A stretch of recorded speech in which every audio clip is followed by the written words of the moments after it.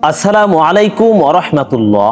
প্রিয় দর্শক, আমি দুনিয়ায় কেন এসেছি, মানুষের সৃষ্টির রহস্য ও জীবনের কিছু সত্য আপনাদের মাঝে তুলে ধরব।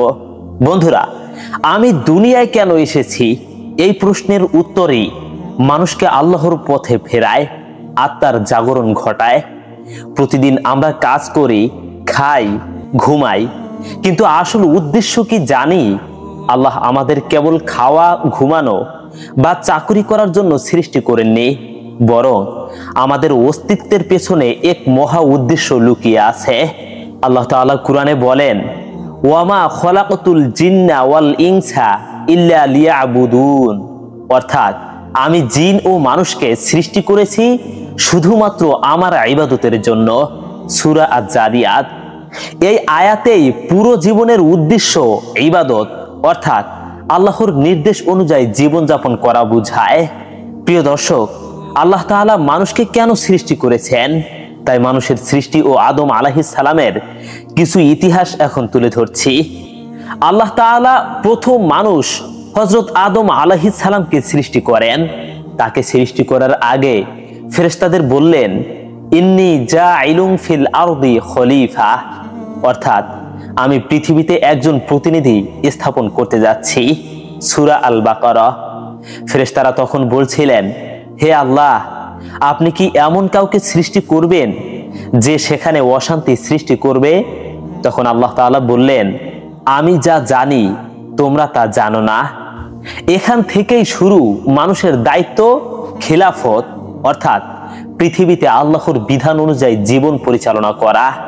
তারপর আল্লাহ মাটি থেকে আদম আলাইহিস সালামকে সৃষ্টি করলেন, তার মধ্যে আত্মা ফুঁকে দিলেন আর ফেরেশতাদের আদেশ দিলেন সিজদা করতে।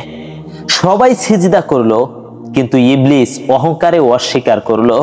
এই অহংকারের কারণেই সে চিরশত্রু হয়ে গেল মানব জাতির। কুরআনের মধ্যে আছে, আবা ওয়াস্তাকবারা ওয়া কানা মিনাল কাফিরিন, অর্থাৎ সে অস্বীকার করলো, অহংকার করলো এবং কাফেরদের অন্তর্ভুক্ত হলো। সূরা আল বাকারা। প্রিয় দর্শক, মানুষের জান্নাত থেকে দুনিয়ায় আগমনটা কিভাবে হলো? মানুষ তো প্রথম জান্নাতে ছিল, সেখান থেকে কিভাবে দুনিয়ায় আগমন হলো?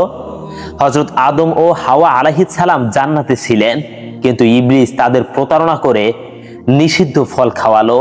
তখন আল্লাহ তাআলা বললেন, ইহবিতু বাদুকুম লিবাদিন আদুউন, অর্থাৎ তোমরা সবাই নেমে যাও একে অপরের শত্রু হয়ে। সূরা আল বাকারা। এইভাবেই দুনিয়ার জীবন শুরু হলো এবং জান্নাত থেকে আদম, হাওয়া এবং ইবলিসকে বের করে দেয়া হলো। এইভাবে দুনিয়ার জীবন শুরু হলো, কিন্তু এটি শাস্তি নয়, বরং একটি পরীক্ষা ক্ষেত্র। আল্লাহ আমাদের পাঠিয়েছেন পরীক্ষার জন্য। কে তার পথে স্থির থাকে আর কে শয়তানের ফাঁদে পড়ে। প্রিয় দর্শক, তো এখন কথা হলো, জীবনের উদ্দেশ্যটা কি? জীবনের উদ্দেশ্য হলো পরীক্ষা ও ইবাদত। আল্লাহ তাআলা বলেন, আল্লাযী খলাকাল মাউতা ওয়াল হায়াতা লিয়াবলুয়াকুম আইয়ুকুম আহসানু আমালা, অর্থাৎ তিনি মৃত্যু ও জীবন সৃষ্টি করেছেন তোমাদের পরীক্ষা করার জন্য, কে উত্তম কাজ করে আর কে খারাপ কাজ করে। সূরা আল মুলক। অর্থাৎ দুনিয়ার প্রতিটি কষ্ট, প্রতিটি আনন্দই আমাদের জন্য এক একটি পরীক্ষা। আমরা কিভাবে প্রতিক্রিয়া জানাই সেটাই নির্ধারণ করে আমাদের পরকাল।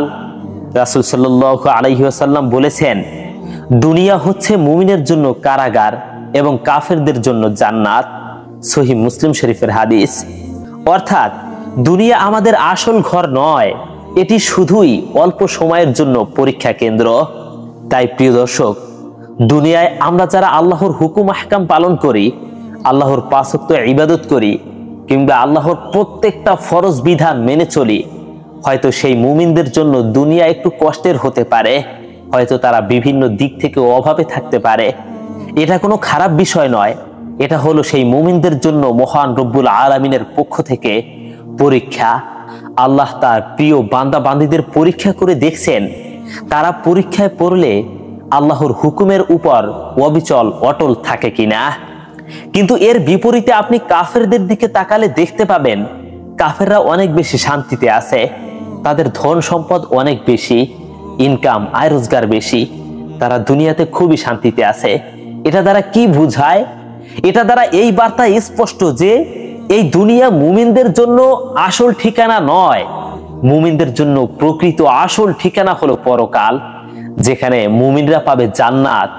দুনিয়াতে তারা কষ্ট করে আল্লাহর পরীক্ষায় উত্তীর্ণ হলে, আল্লাহর পরীক্ষায় পাশ করলে সেই মুমিনরা পরকালে পাবে চিরদিনের জন্য, চিরকালের জন্য জান্নাত, যেখানে তারা চিরকাল থাকবে এবং শান্তিতে থাকবে।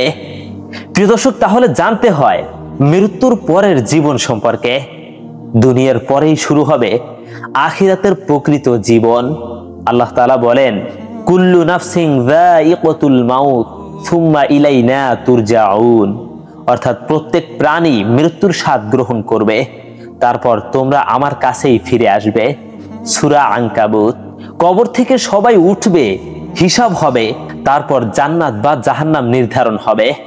রাসূল সাল্লাল্লাহু আলাইহি ওয়াসাল্লাম বলেছেন, বুদ্ধিমান সেই ব্যক্তি যে নিজের মৃত্যু স্মরণ করে এবং মৃত্যুর পরের জীবনের জন্য প্রস্তুতি গ্রহণ করে। তিরমিজি শরীফের হাদিস।